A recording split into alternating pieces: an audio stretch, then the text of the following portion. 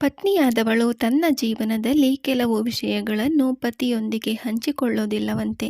ಆ ರಹಸ್ಯಗಳು ಏನು ಎಂಬುದನ್ನು ನೋಡೋಣ. ಅದಕ್ಕಿಂತ ಮುಂಚೆ ಈ ಚಾನಲನ್ನು ತಪ್ಪದೇ ಸಬ್ಸ್ಕ್ರೈಬ್ ಆಗಿ ಸಪೋರ್ಟ್ ಮಾಡಿ. ವಿವಾಹಿತ ಮಹಿಳೆಯರು ತಮ್ಮದೇ ಆದ ಕಲ್ಪನಾ ಲೋಕ ಹೊಂದಿರುತ್ತಾರೆ.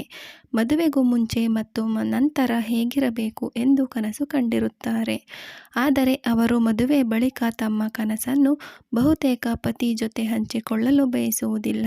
ಮಹಿಳೆಗೆ ಗಂಡ ಅತಿಯಾಗಿ ಕಡಿವಾಣ ಹಾಕುವುದು ಸಹಿಸಲಾಗುವುದಿಲ್ಲ.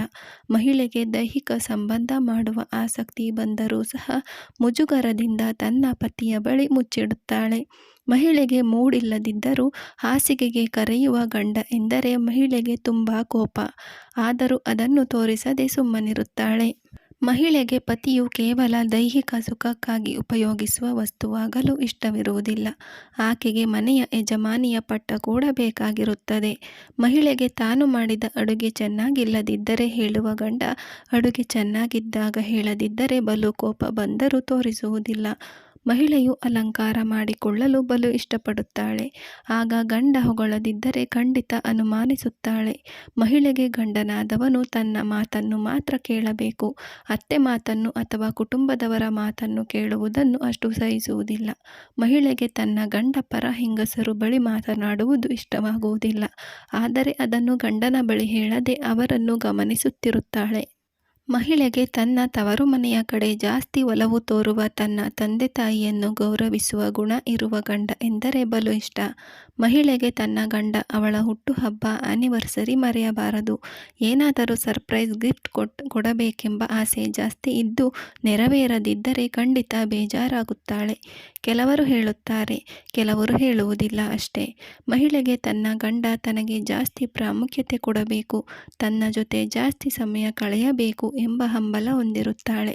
ತನ್ನ ಗಂಡನ ಮನೆಯ ಅಧಿಕಾರ ಚಲಾಯಿಸಲು ಮಹಿಳೆ ಸದಾ ಮುಂದಿರುತ್ತಾಳೆ. ಆದರೆ ಅದನ್ನು ಹೇಳಿಕೊಳ್ಳುವುದಿಲ್ಲ. ಮಹಿಳೆಯು ಮನೆ ಕೆಲಸ ಮಾಡುವಾಗ ಗಂಡನ ಸಹಾಯ ಬಯಸುತ್ತಾಳೆ. ಸಹಾಯ ಮಾಡದ ಗಂಡನ ಬಗ್ಗೆ ಖಂಡಿತವಾಗಿ ಬೇಸರ ಇದ್ದರೂ ತೋರಿಸಿಕೊಳ್ಳುವುದಿಲ್ಲ. ಕೆಲವೊಮ್ಮೆ ತಮ್ಮ ಪತಿ ತೆಗೆದುಕೊಳ್ಳುವ ನಿರ್ಧಾರಗಳು ಇಷ್ಟವಾಗದಿದ್ದರೂ ಮಹಿಳೆ ಅದನ್ನು ಒಪ್ಪಿಕೊಳ್ಳುತ್ತಾಳೆ. ಬಹುತೇಕ ಮಹಿಳೆಯರು ತಮ್ಮ ನಿರ್ಧಾರಗಳೇ ಜಾರಿಗೆ ಬರಬೇಕೆಂದು ಹೇಳುವುದಿಲ್ಲ.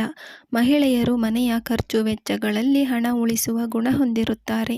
ಆದರೆ ತಾನು ಉಳಿಸಿದ ಹಣ ಎಷ್ಟು ಎಂಬುದನ್ನು ಯಾವುದೇ ಕಾರಣಕ್ಕೂ ಮಹಿಳೆ ಎಂದಿಗೂ ಗಂಡನ ಮುಂದೆ ಹೇಳಲ್ಲ. ತುರ್ತು ಸಂದರ್ಭಗಳಲ್ಲಿ ಈ ಹಣ ಬಳಸಲು ಆದ್ಯತೆ ನೀಡುತ್ತಾರೆ. ಮಹಿಳೆಯರು ಪದೇ ಪದೇ ಅನಾರೋಗ್ಯದಿಂದ ಬಳಲುತ್ತಿರುತ್ತಾರೆ. ತನ್ನ ಅನಾರೋಗ್ಯದ ವಿಷಯವನ್ನು ಮಹಿಳೆಯರು ಪತಿಯಿಂದ ಮುಚ್ಚಿಡುತ್ತಾರಂತೆ. ಕುಟುಂಬದ ಸಮಸ್ಯೆಗಳ ಬಗ್ಗೆ ಮಹಿಳೆಯರು ತಮ್ಮ ಅತ್ಯಾಪ್ತ ಅಥವಾ ತವರಿನ ಮನೆಯವರೊಂದಿಗೆ ಹಂಚಿಕೊಳ್ಳುವುದುಂಟು.